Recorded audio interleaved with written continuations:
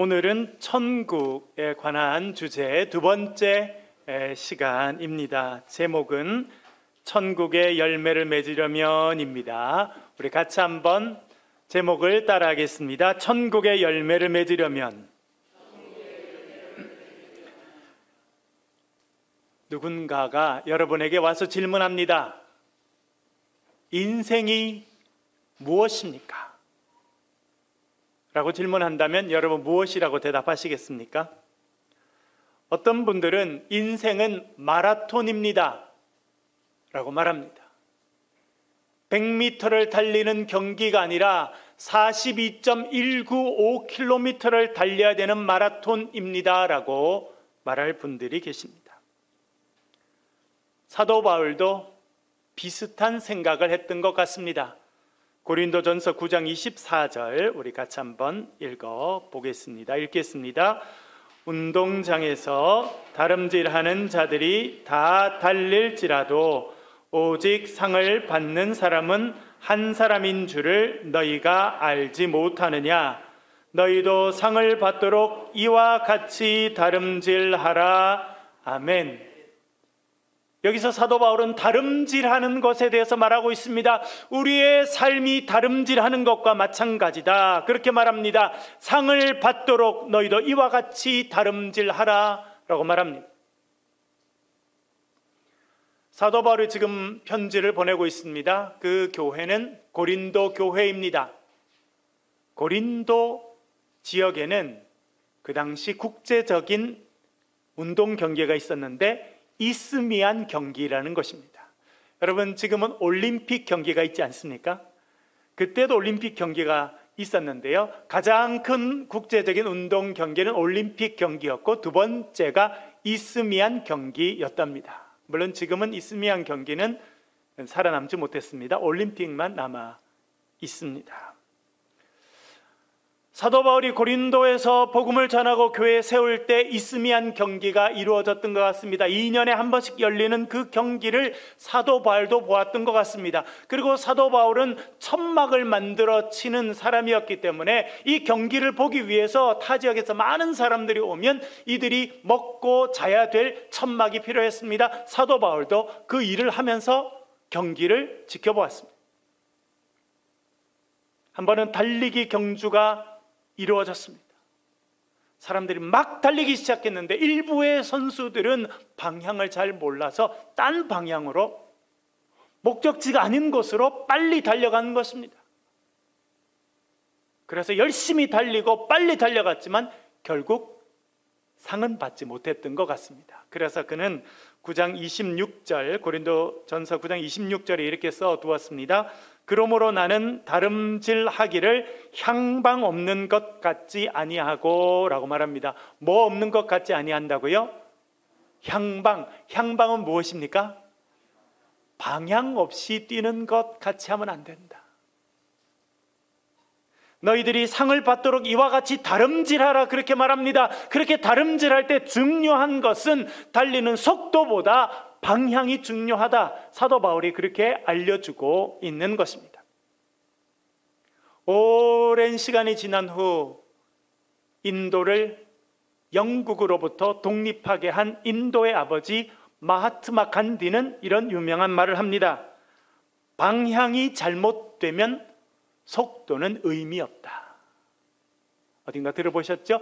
방향이 잘못되면 속도를 내는 것은 의미가 없다는 것입니다. 여러분 대구에 있는데 서울로 가야 됩니다. 그런데 고속도로 길을 잘못 들어서서 부산 방향으로 들어섰습니다. 속도를 빨리 냅니다. 좋은 일입니까? 간 만큼 다시 돌아와야 서울로 갈 수 있습니다. 방향이 중요하다는 것입니다. 빨리 달려가느냐가 문제가 아니라 방향입니다. 그러나 여러분 21세기를 살아가는 우리들은 속도 경쟁 가운데 살고 있습니다. 그래서 우리의 눈은 계속 속도에 이릅니다. 여러분 핸드폰 쓰고 계시죠? 핸드폰 회사는 뭐를 가지고 계속 경쟁합니까? 속도입니다. 핸드폰 회사뿐만 아니라 세계적인 기업들 삼성, 인텔, 구글, TSMC, 대만에 있는 세계적인 반도체 업체죠. 얼마나 빠른 시간에 훨씬 더 진보된 제품들을 만들어내느냐, 이것은 세계적인 대기업들의 운명이 달려 있습니다. 그래서 속도 전에 목숨을 겁니다. 그래서 우리도 속도가 중요하다고 생각하고 살아갈 때가 많이 있습니다. 그러나 정말 더 중요한 것은 방향이라는 것입니다. 방향이 잘못되면 열심히 달려갈수록 손해가 생길 수 있기 때문입니다. 우리의 삶도 마찬가지입니다. 열심히 달려가는 거 중요합니다. 빨리 움직이는 거 중요합니다. 더 중요한 것은 우리가 바른 방향으로 가고 있느냐입니다. 여러분, 우리가 달려가야 될 방향은 어디입니까? 저와 여러분의 삶의 목적지는 어디입니까? 천국입니다. 그것이 틀려지면 열심을 내도 소용이 없습니다. 여러분, 저와 여러분은 하나님 은혜로 참 좋은 나라에 살고 있습니다. 대한민국 참 시스템이 잘 돼 있고 참 좋은 나라예요. 아멘이 안 나오네요. 모르시겠죠, 여러분? 네. 딴 데 가보세요, 여러분. 딴 나라에 가보세요. 그러면 우리나라가 얼마나 시스템을 잘 해놓고 얼마나 발전되어 있는지 우리가 알 수 있게 됩니다. 이렇게 좋은 나라에 살고 있지만 우리가 기억해야 되는 것이 있습니다. 그것은 이곳이 우리의 마지막 종점이 아니라는 것입니다. 우리가 영원히 이루어야 될 최종 목적지가 아니라는 것입니다. 저와 여러분에게 목적지가 있습니다. 그 목적지는 천국입니다. 존 버년이 쓴 철로 역정에 크리스찬이 나옵니다. 그 크리스찬은 순례자입니다. 그 순례자인 크리스찬이 결국 가야 될 최종 목적지가 있습니다. 그것이 천국입니다. 크리스찬과 같이 저와 여러분 우리 모두 다 천국의 순례자입니다. 이 땅이 우리의 마지막 정착지가 아니라 하나님이 지으신 집, 인간이 손으로 지은 것이 아니라 하나님이 친히 지으신 집, 그 천국이 우리의 마지막 목적지인 줄로 믿습니다. 이 방향이 바로 잡히는 것이 대단히 중요합니다. 그리고 예수님은 늘 천국에 대해서 말씀하셨습니다. 마태복음 9장 35절 말씀 같이 한번 읽겠습니다. 9장 35절 시작. 예수께서 모든 도시와 마을에 두루 다니사 그들의 회당에서 가르치시며 천국 복음을 전파하시며 모든 병과 모든 약한 것을 고치시니라. 아멘. 예수님께서는 도시에도 가시고 시골로도 가셨습니다. 그곳에서 회당이 있으면 들어가서 가르치셨습니다. 뭘 가르치셨겠습니까? 수학을 가르치셨을까요? 생물학을 가르치셨을까요? 천국에 대해서 가르치셨습니다. 그리고 천국 복음을 전파하셨다 말씀하고 있습니다. 그리고 모든 병과 모든 약한 것을 고치셨더라 말씀하고 있습니다. 치유 사역을 하셨다는 것입니다. 언젠가 저와 여러분들이 하늘나라에 이를 때 우리의 연약한 육체와 마음이 온전히 치료되는 놀라운 치료의 역사가 있게 될 것입니다. 그 천국에서 이루어질 치료 사건을 예수님께서는 이 땅에서도 경험하게 하셨습니다. 그것이 예수님의 치료 사건이었습니다. 그러니까 예수님께서 병자를 낫게 하신 사건은 천국을 경험하게 하신 사건이라는 것입니다. 예수님의 삶 전체는 천국을 가르치고 천국을 전파하고 천국을 경험하게 하신 삶이었다는 것을 우리는 알게 됩니다. 그리고 예수님께서는 늘 천국에 대해서 가르치셨습니다. 지난주 우리 살펴본 것처럼 특별히 씨 뿌리는 자의 비유를 통해서 천국에 대해서 말씀하셨습니다. 농부가 나가서 씨를 뿌립니다. 덜어는 길가에 떨어지고 덜어는 잊어먹었어요, 여러분. 그 다음에 어디 떨어지던가요? 돌짝밭에 떨어지고, 또 덜어는 가시덤불에 떨어지고, 덜어는 좋은 땅에 떨어지게 됩니다. 길가에 떨어졌다라고 하는 것은 말씀을 받지만 사탄이 와서 그것을 빼앗아가는 것이다, 그렇게 말씀하였습니다. 제가 대학 1학년 때 서울에 가서 공부도 하고 생활을 하게 되는데 학교 수업 시간에 교수님들께서 대학 때는 많은 것을 경험해야 된다, 다양한 경험을 하면 좋다, 그렇게 이야기했습니다. 특별히 목회자가 되려니까 타 종교에 대해서도 마음을 열고 좀 배워봐라, 경험해봐라 그러셨어요. 그래서 제가 그 말씀에 순종해서 명동에 있는 명동성당 미사에 참여했습니다. 엄청나게 큰 건물, 장엄한 음악이 울리고 미사가 진행됐습니다. 미사 마지막 쯤에 성체 성사가 있었습니다. 우리 말하면 성찬식입니다. 그런데 성당에서는 포도주는 안 줍니다. 포도주는 신부님들만 드십니다.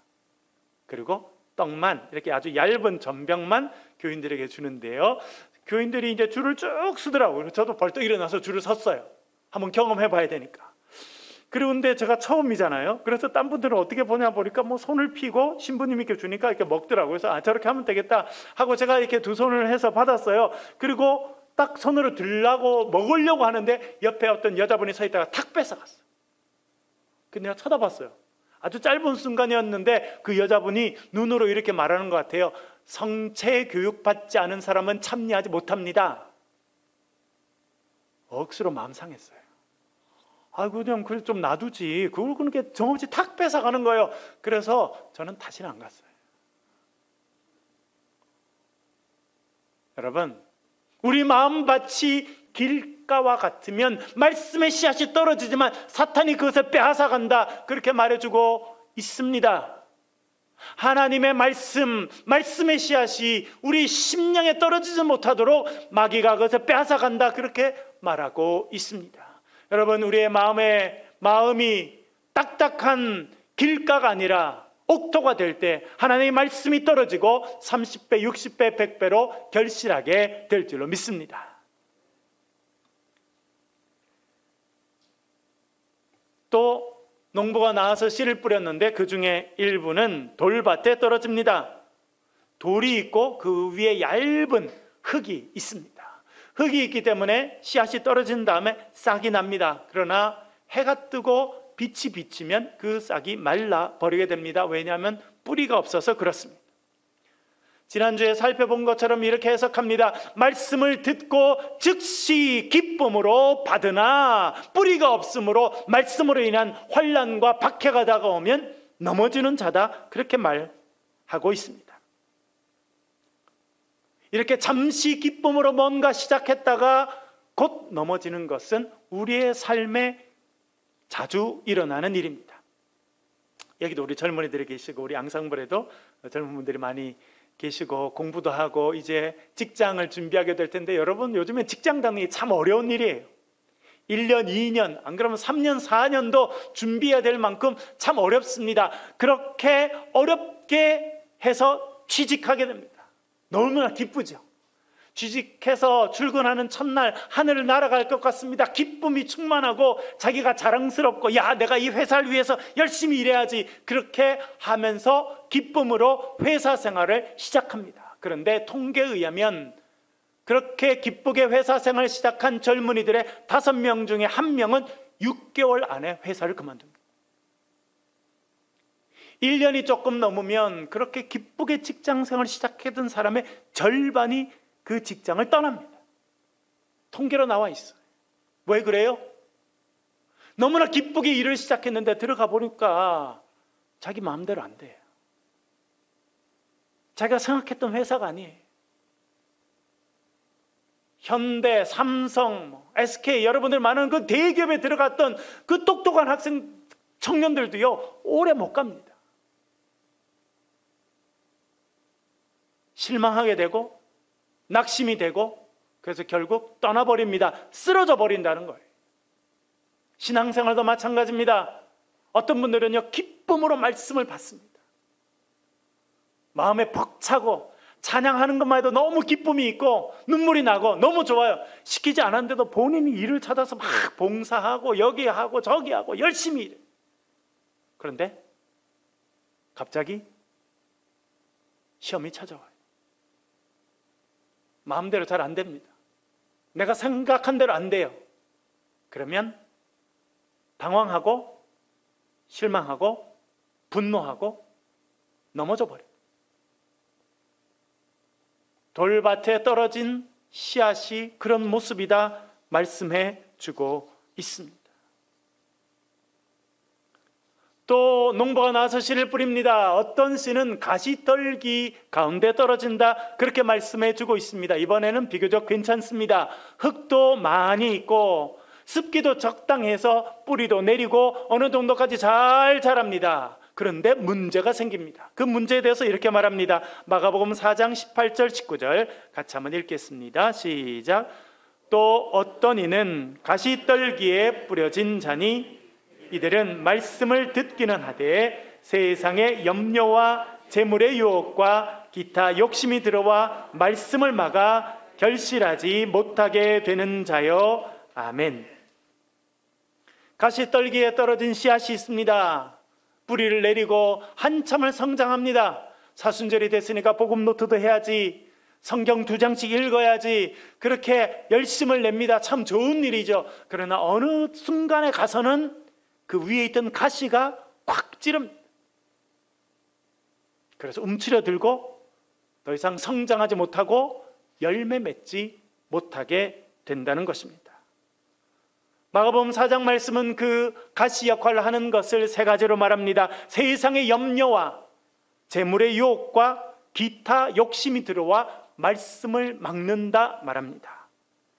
첫 번째가 세상의 염려입니다. 여러분, 이거는요, 우리 모두가 매일 하고 있는 것이 세상의 염려입니다. 먹고 사는 것과 관련돼 있는 것, 아이를 기르는 것과 관련돼 있는 것, 직장하고 사업을 하면서 여러분 우리가 생각하는 것들이 다 세상의 염려입니다.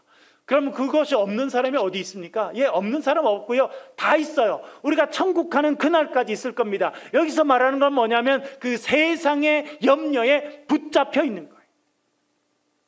제가 고등학교 다닐 때 저들 가르치셨던 중고등부 담당 전도사님, 그분이 예화를 들으셨는데 저는 아직도 늘 기억나요.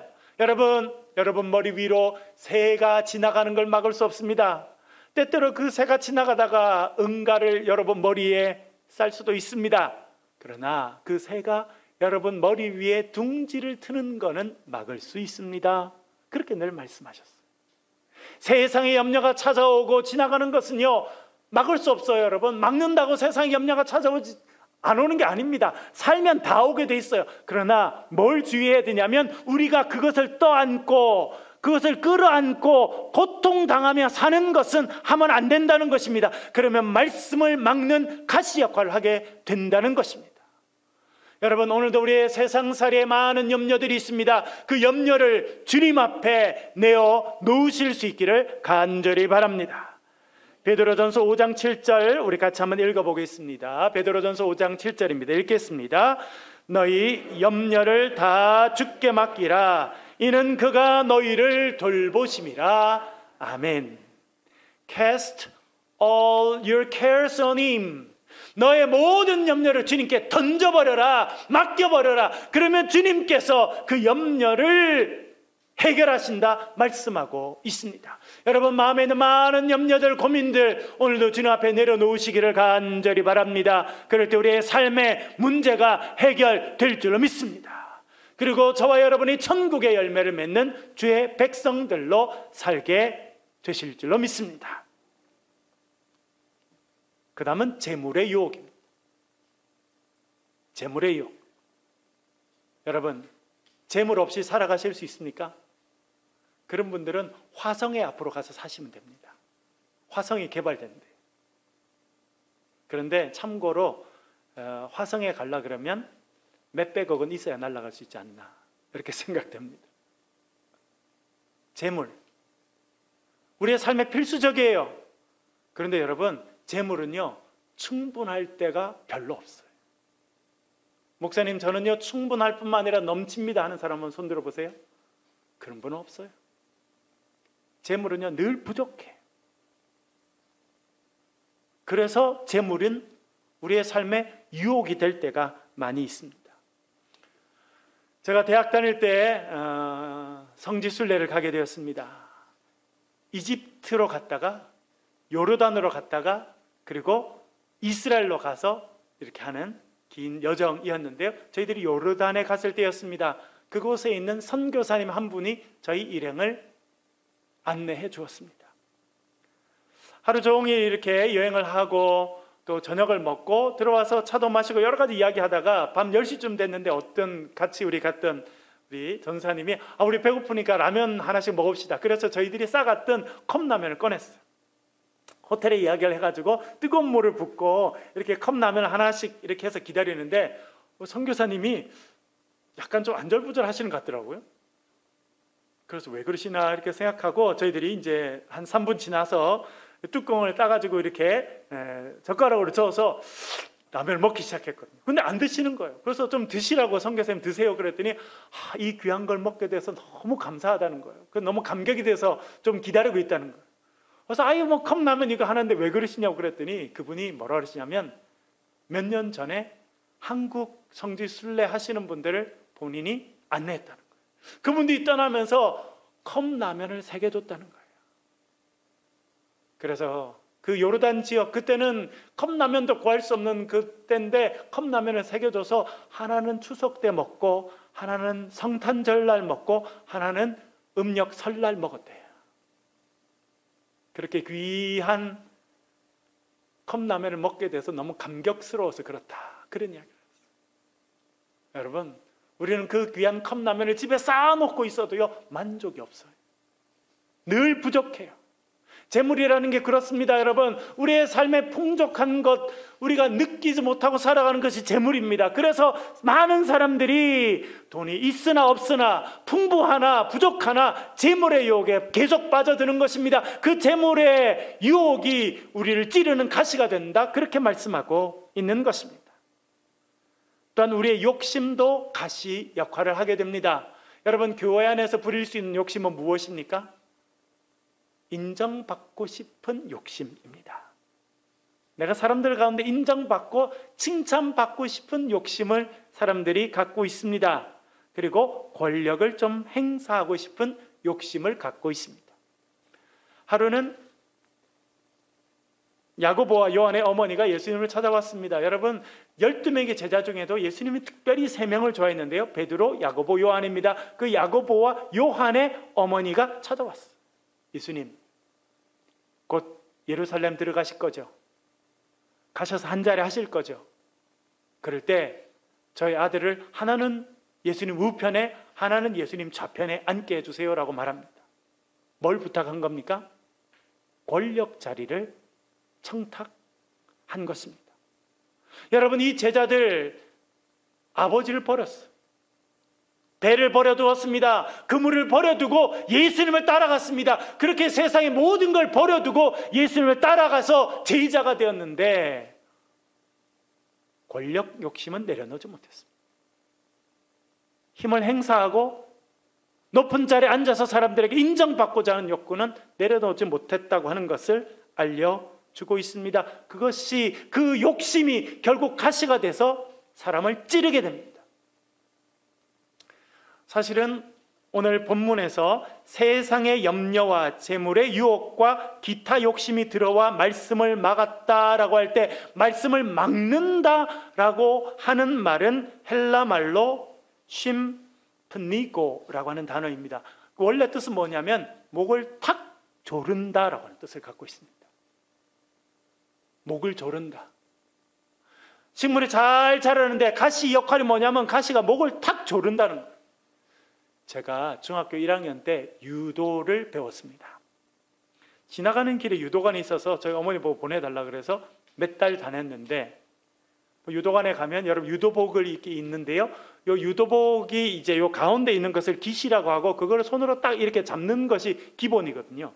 그렇게 잡고 이제 사람을 이제 업어치기도 하고 이렇게 하는 건데, 제가 그걸 막 배우고 첫 기술로 업어치기를 배웠어요. 그런데 제가 어느 날 사범님 만났는데, 그 사범님이 아주 젊은 분이었는데 저보고, 야, 우리 너 이제 업어치기도 배우고 했으니까 나랑 한번 시합하자 그랬어요. 제가 안 한다고 그랬어요.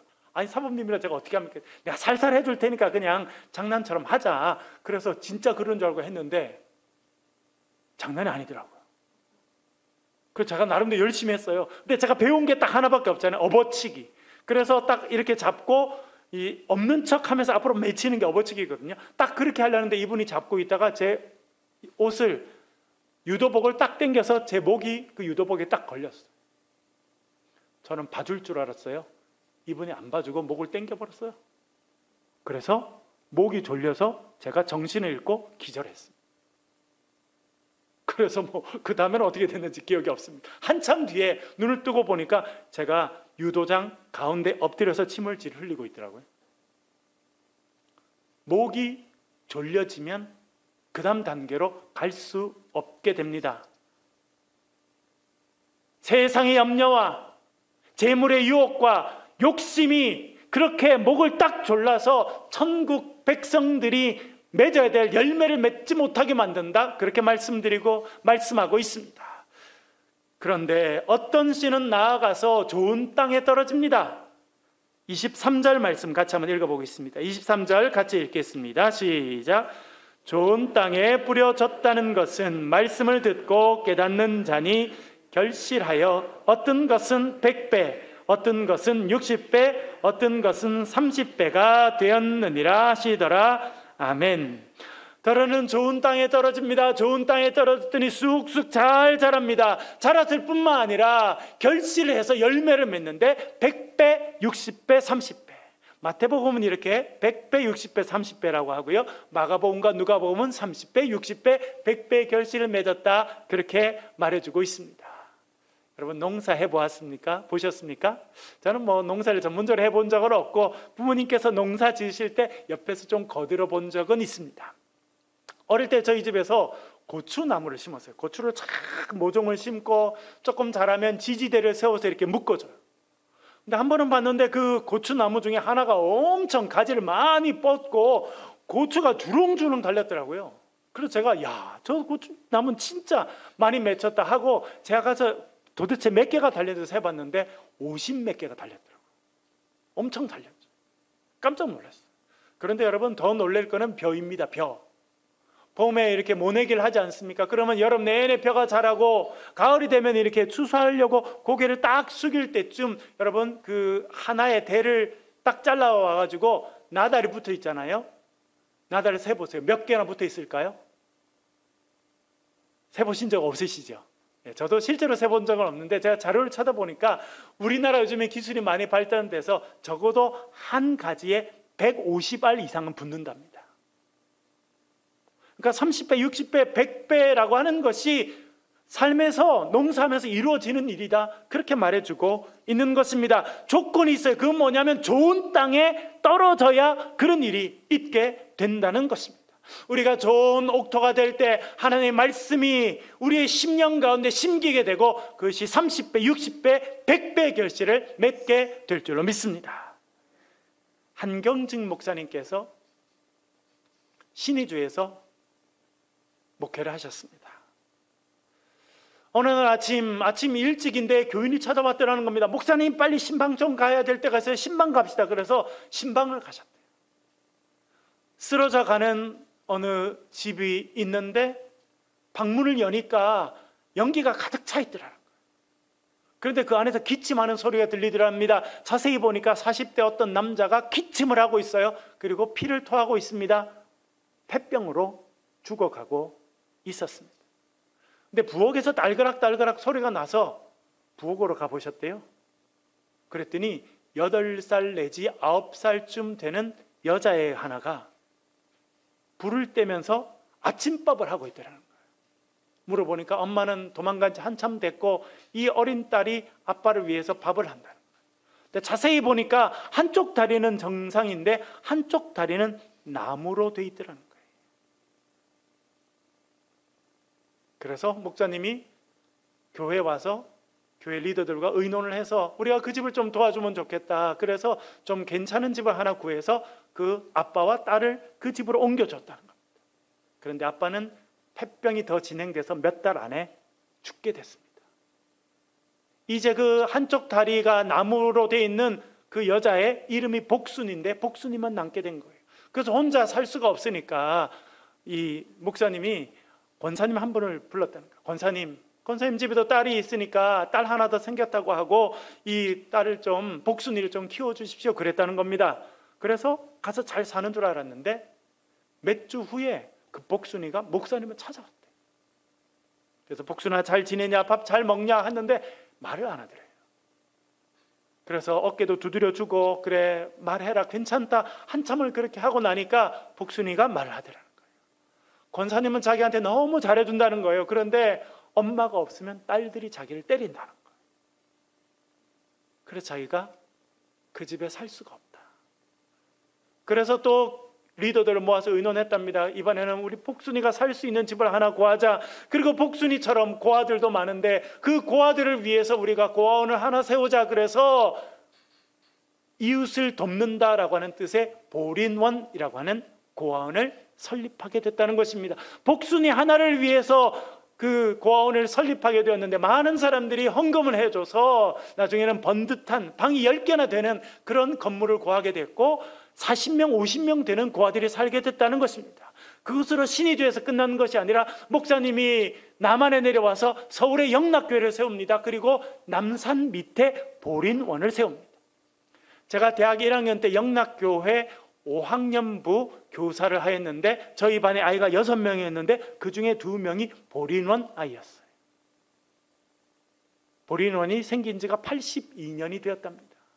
복순이라고 하는 아이 하나를 위해서 선한 일을 시작했는데 80여 년이 지나면서 부모 잃은 아이들 수천 명이 그 보리론을 통해서 주의 은혜를 체험하고 복음을 듣고 살아갈 수 있게 되었다는 것입니다. 하늘에 좋은 씨앗이 복순이에 심어졌는데 그것이 수천 배의 열매를 맺게 되었다, 천국의 열매를 맺게 되었다 하는 것을 우리가 알게 됩니다. 여러분, 주님께서 오늘도 말씀의 씨앗을 저와 여러분에게 뿌려주시는 줄로 믿습니다. 우리의 마음이 옥토가 될 때 그 하늘의 씨앗이 심겨져서 30배, 60배, 100배의 결실을 맺게 될 줄로 믿습니다. 이런 삶을 살아가시는 저와 여러분 되시길 주의 이름으로 간절히 축원합니다.